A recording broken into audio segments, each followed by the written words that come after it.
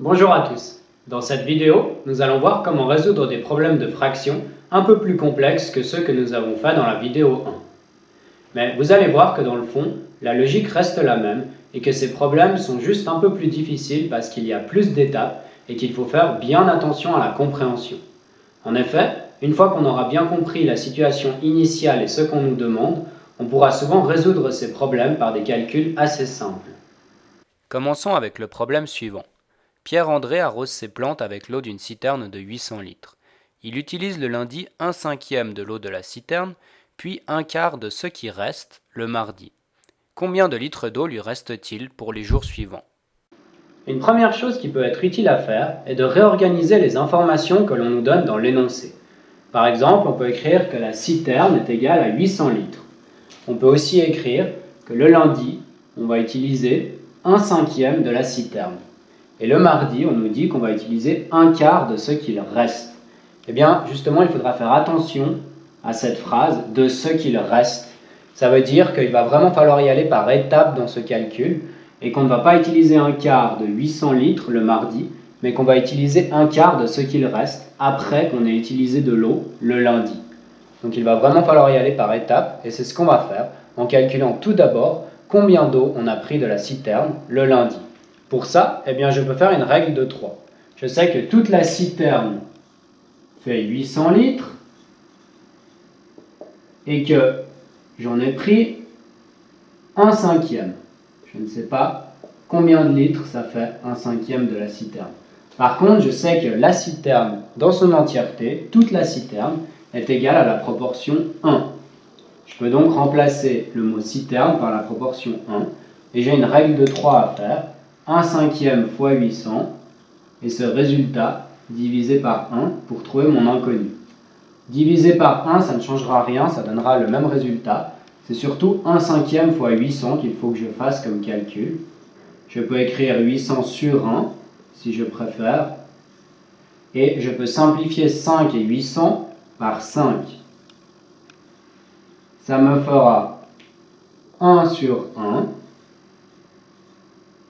fois 160 sur 1, ce qui fait au final 160 litres. C'est mon inconnu d'ici. 1/5 de la citerne correspond à 160 litres.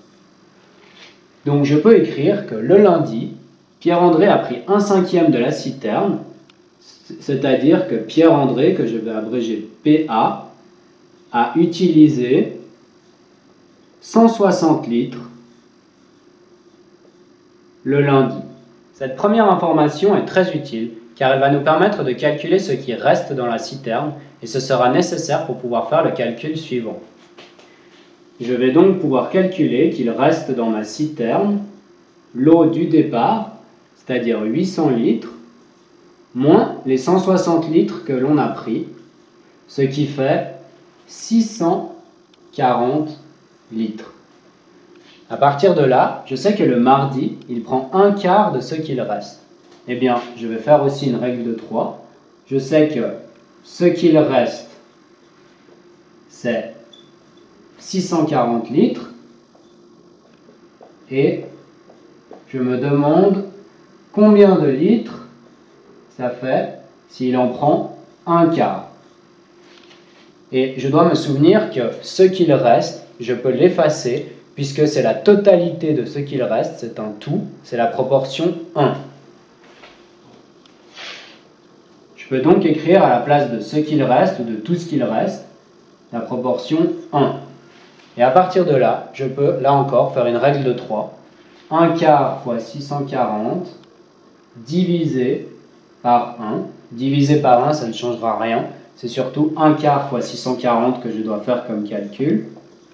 Je peux écrire 640 sur 1 si je préfère. Et 4 et 640 sont tous les deux simplifiables par 4. Ce qui me fait, au lieu de 1 quart, 1 sur 1 pour la première fraction, fois 640 divisé par 4 égale à 160 sur 1, ce qui fait donc au final 160 litres. Le mardi, il a aussi utilisé 160 litres.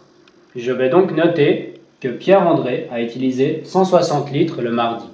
Il ne me reste plus qu'à calculer combien de litres il a utilisé en tout, c'est-à-dire le lundi plus le mardi.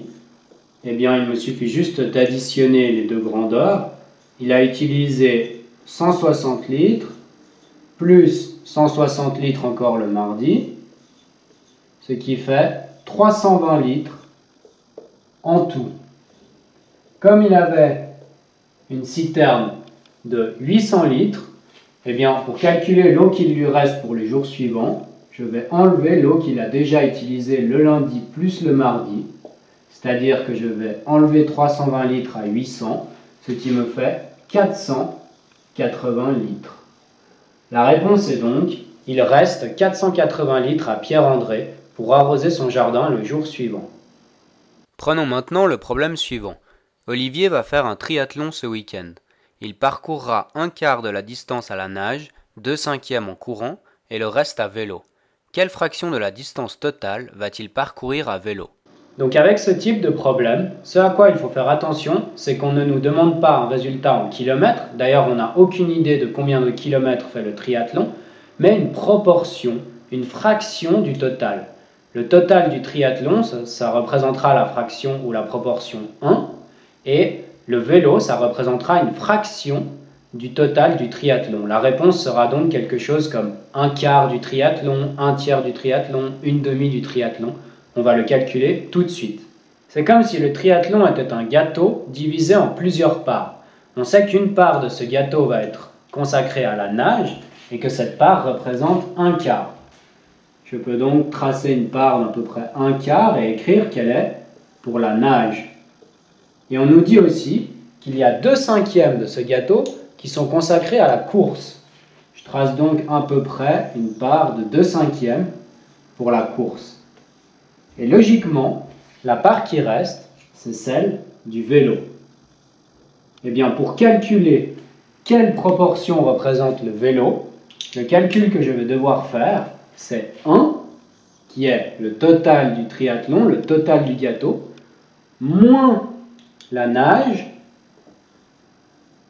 moins la course. Je soustrais les parts que prennent la nage et la course au total du triathlon et je trouverai combien vaut la part dédiée au vélo. Il ne me reste plus qu'à remplacer la nage et la course par leurs proportions respectives et à faire le calcul et je trouverai mon résultat. 1 moins la nage moins la course sera égal à ce qui reste, c'est-à-dire à la part du vélo. Donc je sais que la nage c'était un quart du total du triathlon et la course c'était 2/5. J'ai donc comme calcul final 1 moins 1 quart moins 2/5. Pour faire des soustractions de fractions, vous vous rappelez, il faut les mettre sur le même dénominateur, sur le dénominateur commun. Ici, je peux écrire 1 comme étant 1 sur 1, si ça m'arrange. Je dois donc trouver un dénominateur commun à 1, 4 et 5 qui sera 20. J'aurai donc quelque chose sur 20, moins quelque chose sur 20, moins quelque chose sur 20, qui me donnera un résultat en 20e. Comment je suis passé de 1 sur 1 à quelque chose sur 20? Eh bien, j'ai multiplié par 20. Donc, je multiplie aussi au numérateur par 20. Si vous ne vous rappelez plus comment on fait, vous pouvez regarder cette vidéo. Pour passer de 1 quart à quelque chose en 20e, il faut multiplier par 5 au numérateur et au dénominateur, ce qui fait 5 vingtièmes. Et pour passer de quelque chose au 5e à quelque chose en 20e, il faut multiplier par 4. J'aurai donc au numérateur 2 fois 4 égale à 8. On a donc 20 moins 5 moins 8. 20 moins 5 égale à 15, moins 8 égale à 7. On a trouvé notre résultat final, 7 vingtièmes. Cette fraction est irréductible, sinon il est toujours mieux de la simplifier. Notre réponse finale est donc le vélo représente 7 vingtièmes du triathlon. Finissons avec le problème suivant. Une bouteille de jus de fruits est remplie aux 2/3. Il faudrait ajouter 15 centilitres pour la remplir entièrement. Quelle quantité de jus y a-t-il dans la bouteille? N'oubliez pas que vous pouvez faire des dessins pour vous aider à visualiser la situation. Ici, on nous dit qu'on a une bouteille qui est remplie de liquide aux 2/3. Je peux donc dessiner une bouteille et la remplir approximativement aux 2/3. Je vais indiquer que cette proportion de la bouteille est égale à 2/3. On nous dit aussi qu'il manque 15 centilitres pour la remplir entièrement. Ça veut dire que l'espace qui manque en haut de la bouteille a une valeur de 15 centilitres. Je ne l'écris pas du même côté, car ici on a une unité des centilitres, et ici on n'en a pas puisque c'est une proportion. Et là, je peux encore rajouter une information qui me sera très importante sur le dessin, et qu'on oublie souvent d'écrire, c'est que, comme d'habitude, la totalité de la bouteille, c'est 1. C'est la proportion 1. Maintenant, j'ai toutes les informations qu'il me faut pour résoudre mon problème, et on va encore pouvoir s'en sortir avec une règle de 3. Ce qu'on cherche dans notre problème, c'est combien de centilitres correspondent à 2/3. Autrement dit, la proportion du liquide dans ma bouteille, combien de centilitres cela représente-t-il? Eh bien, je vais pouvoir le trouver grâce à une règle de 3, mais tout d'abord, je dois trouver une dernière grandeur, qui est ce que représente 15 centilitres comme proportion de la bouteille. Eh bien, ce petit bout-là, qu'il me manque, c'est la totalité de la bouteille moins la proportion de 2/3. Autrement dit, 1 moins 2/3 me donnera ce petit bout-là que j'appelle x. 1 moins 2/3, je dois mettre ça sous forme de fraction avec le même dénominateur commun, ce qui me fait 3/3 moins 2/3 égale à 1/3. J'ai trouvé que ce x-là, cette proportion de la bouteille qui n'a pas de liquide, vaut 1/3. Je sais donc que 1/3 est égal à 15 centilitres et 2/3 sont égaux à un certain nombre de centilitres, je ne sais pas, mais j'ai assez d'informations pour faire ma règle de 3. 1/3 de la bouteille égale à 15 centilitres et 2/3 égale à x, une inconnue, centilitres. Le calcul est donc simple maintenant, je dois multiplier 2/3 par 15, puis diviser le résultat par 1/3. Allons-y par étapes, on va commencer par multiplier 2/3 avec 15. 2/3 fois 15 centilitres, je peux simplifier par 3 avant de faire ma multiplication, ce qui fait 2 sur 1 fois 5, autrement dit 2 fois 5, ce qui fait 10. C'est mon résultat intermédiaire, 2/3 fois 15 égale à 10. Je dois encore faire 10 divisé par 1/3 pour trouver mon inconnu.